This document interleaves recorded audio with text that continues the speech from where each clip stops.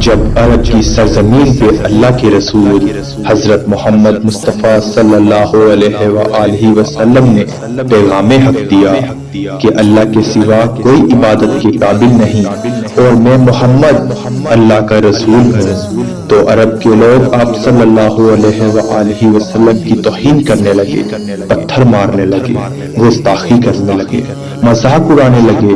آپ صلی اللہ علیہ وآلہ وسلم نے کافی معجزات دکھائے، لیکن لوگ معذاللہ آپ کو جادوگر کہنے لگے۔ بس لوگوں نے یہ کہا جادوگر تو صرف اپنا جادو زمین پر دکھا سکتے ہیں، ان کا جادو آسمان پہ نہیں چلتا۔ اگر تم واقعی اللہ کے رسول ہو تو اس چاند کو کہو کہ 2 ٹکڑوں میں تقسیم ہو جائے تو ہم تجھے رسول مانیں گے۔ تو بس اللہ کے رسول حضرت محمد مصطفیٰ صلی اللہ علیہ وآلہ وسلم نے آسمان کی طرف نگاہ کی اور کہا کہ میں اللہ کا رسول ہوں اور اللہ کے حکم سے تم 2 ٹکڑوں میں تقسیم ہو جاؤ۔ بس یہ کہنا تھا کہ چاند کا آدھا حصہ پہاڑی کے اس طرف جانے لگا اور چاند کا آدھا حصہ پہاڑی کے اس طرف۔ لوگ دیکھ کر حیران ہو گئے۔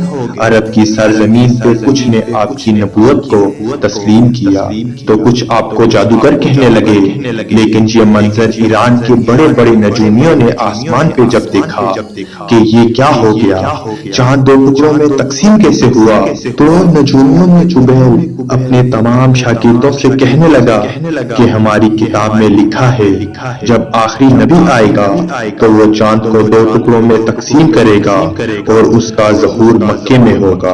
تو وہ فوراً خانہ کعبہ کی طرف چلا گیا اور آپ صلی اللہ علیہ وآلہ وسلم کے قدم چوم کر مسلمان ہو گیا۔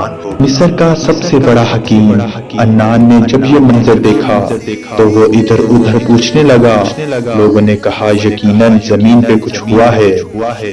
تو وہ بھی ڈھونڈتے ڈھونڈتے کافی سالوں کے بعد آپ صلی اللہ علیہ وآلہ وسلم کی خدمت میں آیا اور آپ صلی اللہ علیہ وآلہ وسلم کے قدم چوم کے مسلمان بن گیا۔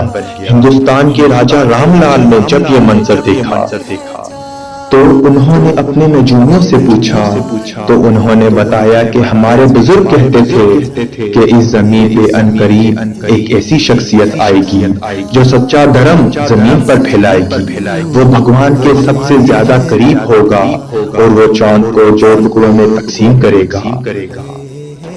تو شاید وہ نور آ گیا اور اسی منظر کو جب حضرت اویس کرنی نے دیکھا تو وہ لوگوں سے پوچھنے لگا کہ آسمان میں چاند کے 2 ٹکڑے ہونے کا سبب کیا ہے۔ پوچھتا رہا بالآخر انہیں منزل مل گئی کہ اللہ کا ایک رسول ہے جو مکے میں دعوے نبوت کرتا ہے، اس نے معجزہ دکھایا ہے۔ تو بس معجزے کے بعد حضرت اویس کرنی آپ صلی اللہ علیہ وآلہ وسلم کے عاشق بن گئے اور اپنی زندگی آپ صلی اللہ علیہ وآلہ وسلم کے عشق میں گزاری۔